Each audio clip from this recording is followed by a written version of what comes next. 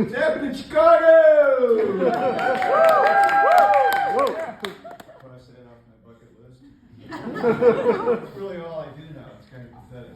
Things off the bucket list. Went to Norway, saw a fjord, crossed that off the list. That's really all I got. I've been in a little bit of a rut. I'm going to be quite honest. You get older, people don't care what you look like. They don't care what you say. I get a lot of food on my face, apparently. They don't even care about that anymore. I'm like the elephant man. They just put me in the corner. Someone may throw a towel over my head. No one really. And that's why I'm doing this, really, because you're a captive audience. You're here, you're stuck. But as I say, I've got to speak my truth too. So I'm the guy at a party. You go up to me, if you're unfortunate enough to ask me how I'm doing, I'm just going to talk for 6 minutes. I'm not going to ask you any questions. I would rather ask myself questions. So you got that to kind of stay away from.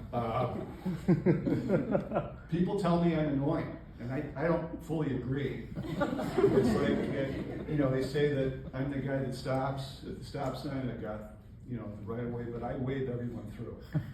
I think during turbulent times, I think I'm just being, courteous. I have a tendency when people are talking, I'm able to do exactly what they're doing. I move my lips as they're speaking. Apparently very annoying. I also call all women dear. And I wish I had started that when I was 20 years old, because it really works well. And I'm going to suggest if there's any millennial I can't see, but guys here, for your Tinder approach, maybe, try it. So, hello dear. I'm wealthy, handsome, very cool. Would you like to have intercourse? Try it, I think it may work. So, with all the haters, I decided I'm going to just change this whole thing. So I looked on the internet, started looking at influencers. So I took a look at the Kardashians. They didn't really apply to me. The DeMello sisters, the Paul brothers. Being a little older, I also took a look at David Hasselhoff, Stamos, and Joe Biden. So the result of all this, I've been influenced. I have huge pecs. Some of you young guys can't do that. Bitches. I've had some hair work. I wear Depends, and I have nipple rings on. A lot of you perverts just are staring at me. I have my small set on tonight. Like John Hamm from Fargo, the little guys. I find that the giant Costco ones you get a good value, but it's more ring generally you need.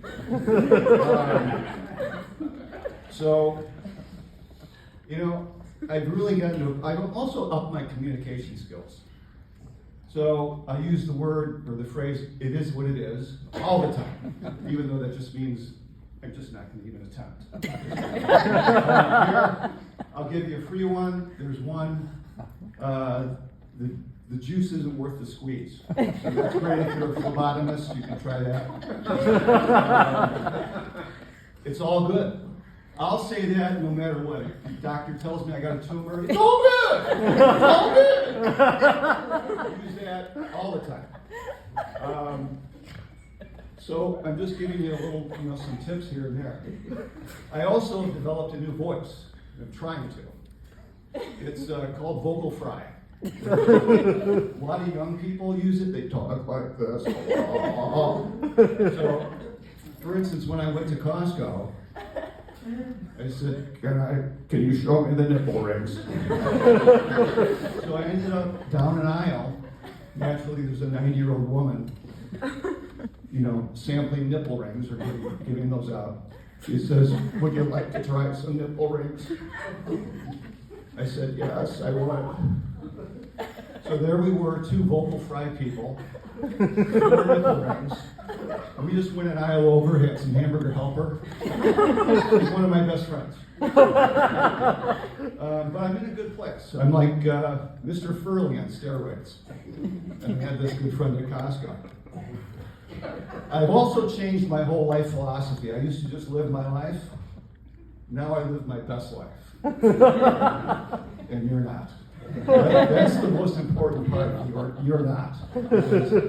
That's what it's all about. So I've learned, it's not just me having a sandwich. I'm having my best sandwich. And then I go home and I put it on Facebox, and and hopefully you don't have a sandwich, and it makes me feel a little good. I've also got a new look. I've invested some money into it. I've got Ferragamo gym shoes, which I paid a fortune for. Page jeans, Warby glasses, which I've incidentally learned that, and I'm not picking on it, but a lot of the millennials, they go to Warby's to get names for their babies. There's the Wilkie, the Carver, the Hardy, all great baby names. So at any rate, I have this new look. I actually have made a lot of changes though too. If I go to a party now, I'll only take 10 questions, and then I'm going to move on to the next person. I do a lot of edibles. Everyone's crunching these edibles everywhere. Mine are Prevagen chewables. I've also become a very skilled manscaper. Thanks to Pete Davidson, I have a razor for my hair, eyebrows, and so skills. I'm developing new skills. But I feel like I'm really, I'm in a good place. I'm at a point where, what was I going to say? This Prevagen sucks. It does not work. When I buy it, I can't remember. I've become like a walking meme, actually. So a lot of you younger people know Young Jeezy. I know Jeezy. I'm the real OG.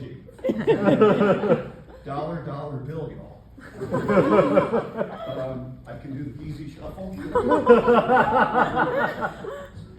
Still working on that. But I'm not in as good a shape as I thought I was, apparently. I'm a little out of breath, but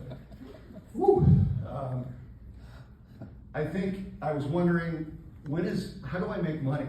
And I learned Geezy swag is really the answer. So I'm going to end up with this. I've got Geezy kicks, which are just Skechers, which I charge $800 for. I've got a wrinkle cream that actually it's a wrinkle cream. You give it to your friends and they get more wrinkled. So after the show, come up, bring your selfie rods or whatever you got, and we'll take some stiffies or whatever, and you can live your best life too.